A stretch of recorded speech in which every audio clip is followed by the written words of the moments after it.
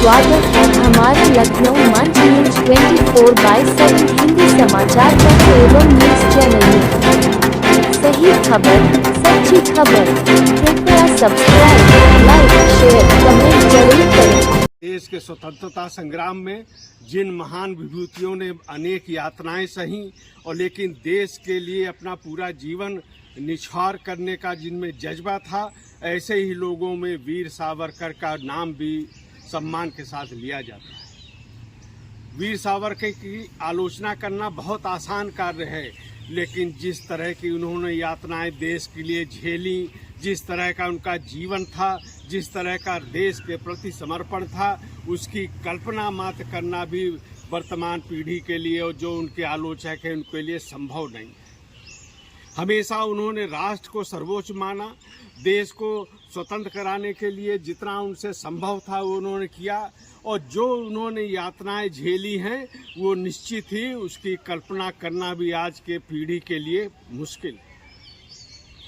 1904 में उन्होंने स्वतंत्रता संग्राम में एक तरह से भागीदारी शुरू कर दी।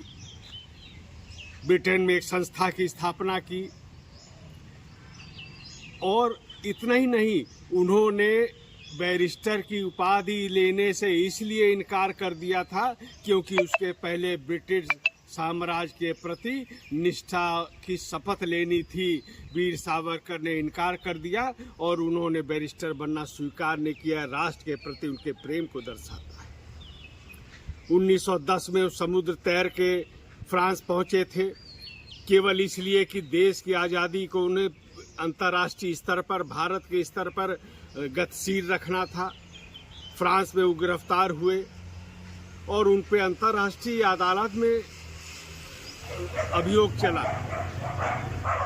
ब्रिटिश सत्ता ने उनको 2 जन्मों का आजीवन कारावास दिया। एक पहला उदाहरण है जिसमें 2 जन्मों का। सावरकर कहते हैं कि ये 2 जन्मों का जो कारावास है, इससे ये विचलित नहीं है, क्योंकि इससे ये प्रमाणित होता है कि ब्रिटेन के जज भी, ब्रिटेन की सत्ता भी, ब्रिटेन का साम्राज्य भी पुनर्जन्म में विश्वास करता है। ये भारत की एक तरह से उनको विजय की एक तरह से उन्होंने घोषणा की। 1911 से लेकर 1921 तक वो अंडमान जेल में रहे, और 6x6 की कोठरी थी, न हवा था न पानी था, और उसमें वो उनको बस न्यूनतम गुजारे के लिए अन्न दिया जाता था, पानी दिया जाता था। अत्याचार किए जाते थे, कोलू की तरह बैल की जगह लगाकर उनका उत्पीड़न होता था, नारियल छीलने को दिए जाते थे। और इस यातना के बाद भी ये स्वतंत्रता का संग्राम का सेनानी वहाँ पर कोयले से, पत्थर से, उंगलियों से काव्य पाठ लिखता है, साहित्य की रचना करता है, ऐसा विद्वान।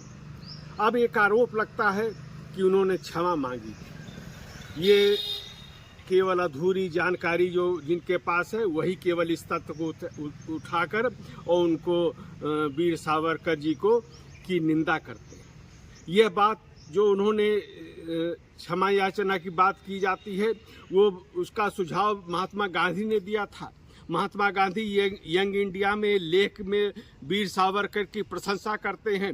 उन्होंने वीर सावरकर से कहा कि ये जो ब्रिटिश साम्राज्य ने जो बंदी कैदियों के लिए दया का एक फरमान जारी किया है अपील करने का, उसका लाभ उठाना चाहिए। वीर सावरकर को कैसा सुझाव देते थे, सरदार वल्लभ भाई पटेल भी इससे सहमत थे, और इसका उन्होंने इसी के अनुरूप उन्होंने एक आवेदन दिया था कि वो देखना चाहते हैं कि ब्रिटिश सत्ता जो कह रही है वो करती है कि नहीं है।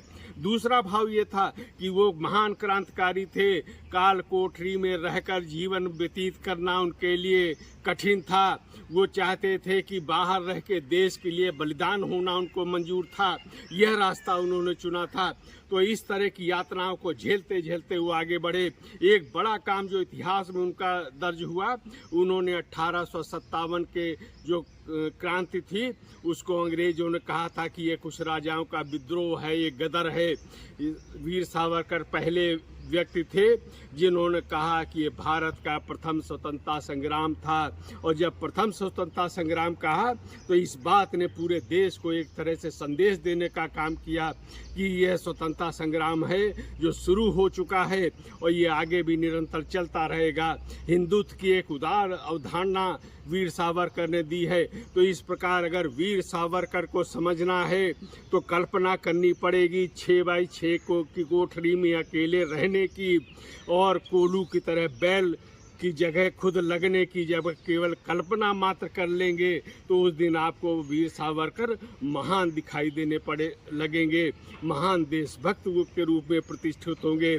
आज उनकी जन्म जयंती पर उनके पुण्य स्मरण का अवसर भी है और नई पीढ़ी को तो निश्चित रूप से उनसे प्रेरणा लेने की आवश्यकता है। देश के प्रति समर्पण का भाव होना चाहिए, देश को सर्वोच्च मान के अपने जीवन को जीने की एक कला उनसे सीखने की आवश्यकता